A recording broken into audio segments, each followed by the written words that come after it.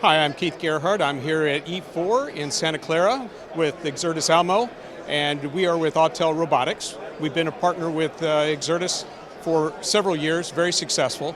Today we're going to be featuring our Dragonfish, which is a vertical takeoff and landing, or VTOL drone. It's meant specifically for ISR or security. It's your eye in the sky.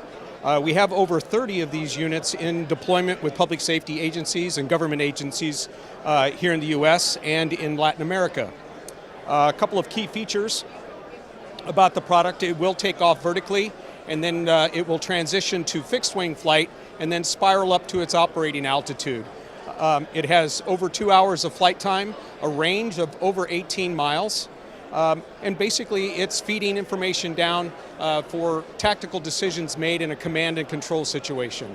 Other use cases can be used with true enterprise and security, as far as utility and energy, line inspection, forestry, coastal patrol, and even interdiction.